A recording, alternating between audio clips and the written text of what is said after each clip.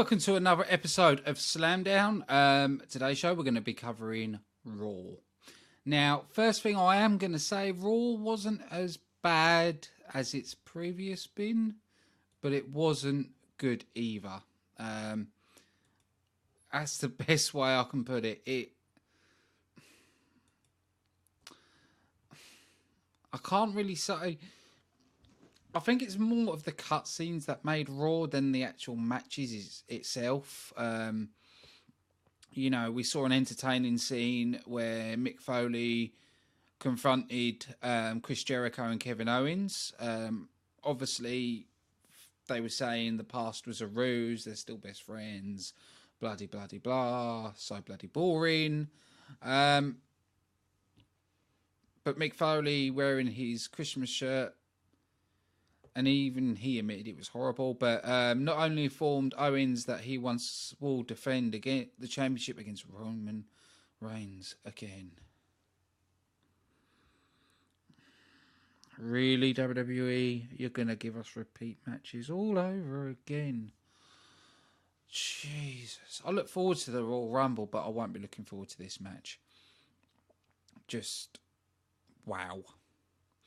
But he's also devised a stipulation that would keep Jericho from meddling in the action, where Jericho will be in a cage, which will be suspended above the ring.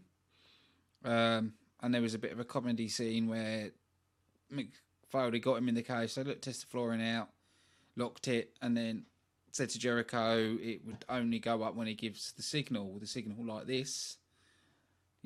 So it'd only go up if I gave this signal, and then the cage went up. And you heard Chris Jericho saying he's afraid of heights, all that. It was all right. Nothing amazing. I don't really want to talk about the Enzo cutscenes. It was awful. It was basically like having Team PG taking on a Attitude Era. What I mean by that is Enzo Amore had to go for sensitive training because he walked through the corridors naked. So, it's like they've done something like as a one-off, as a funny thing, and now they're just doing stupid things after. It's just, right, okay. But even though it was Big Kaz that locked him out of the locker room without his clothes, but Enzo, right.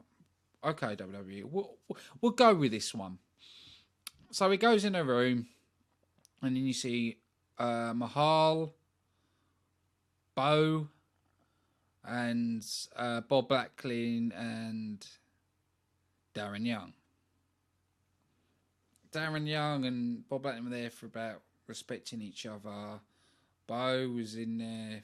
I can't even remember. I just really wasn't paying that much attention to it because it was just awful. Enzo tried to be funny in it, but it was bullcrap. Also led to a match later in the show with Rusev taking on Big Kaz, which is a rematch from the last pay-per-view. But this time, Big Kaz got disqualified. That's all I want to really say about it. Sasha Banks actually sold an injury. Bloody hell. She's been in the brutal Iron Man match, and she actually showed that she was hurt from that match, which is a first. Normally, next Raw, everybody, yeah, I'm fine. I've been in a Hell in a Cell, I'm fine. No injuries yet. Look at me, I'm running, moving perfectly. But she actually sold that, no, that her leg was hurt, and it was brilliant.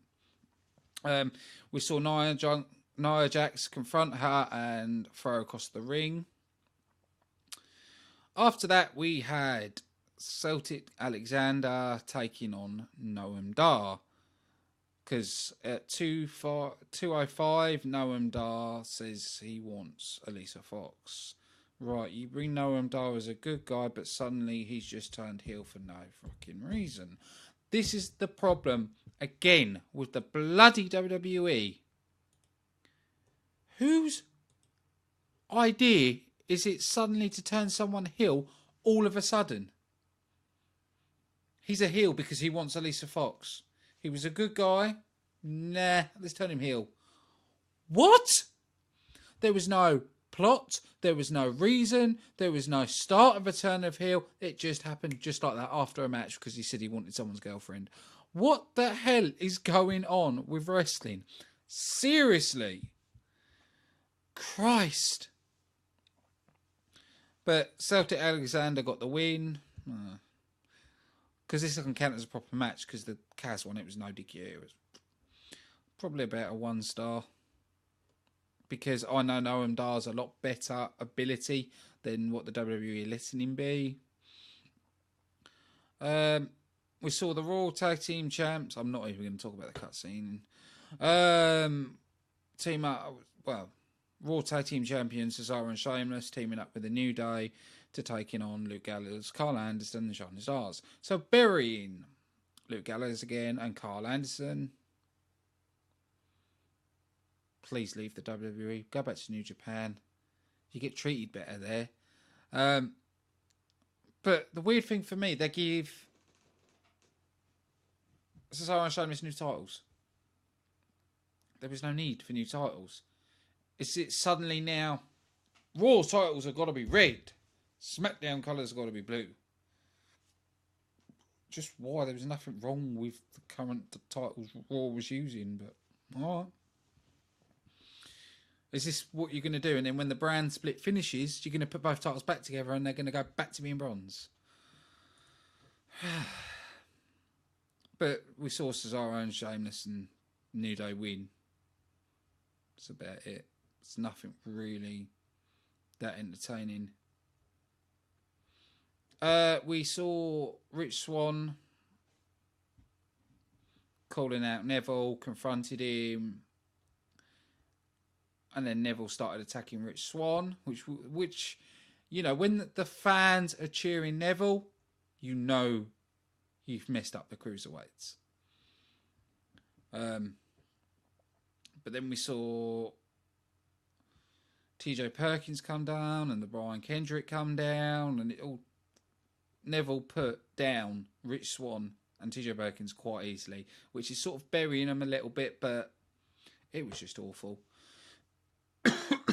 We had Sin Cara versus Titus O'Neil, which ended up with Braun Strowman interfering, attacking both. And he did say backstage that he was going to disrupt everybody unless he gets Sami Zayn. After that, we saw Bayley taking on Charlotte. And Charlotte getting the win over... No, Bayley got the win. Again, beating Charlotte 5 times. You know. Oh, another thing I wanted to quickly point out. New Day said a comment about Charlotte Flair and Ric Flair. With the way she keeps doing things, she'll end up having more title reigns than her dad. The WWE have cut that out, but I think that's brilliant. That match... To be honest, it was probably about a 3-star out of 5. It was alright. We had Enzo Amore attending Sensitivity Training Part 2, where they all got their certificates, and then Enzo Amore gets attacked by Jinder Mahal and Rusev, and then put through a table. Jesus Christ, you like keeping things going quite a long time and being repetitive. Basically say he didn't learn his lesson, all that. We had Seth Rollins and Roman Reigns joining up together to take on Jericho, KO, or whatever they want to fucking called. I'm getting bored. It's repeat. In the end, we saw Braun Strowman come out and attack Seth Rollins and Roman Reigns. It's probably about another 2 out of 5 stars. That's it. I'm not going to sit here and say, oh, this, that. Raw, I am struggling. The only reason I'm still watching it is to give my review for you, the viewers. That's the only reason I've continued to watch Raw. It's so poor. It is so poor. I'm looking forward to SmackDown because it's hopefully be a bit better. Hopefully next year TNA will be a bit better. But I'll talk a little bit about next year in TNA on the SmackDown ones, because that'd be the last show till after Christmas.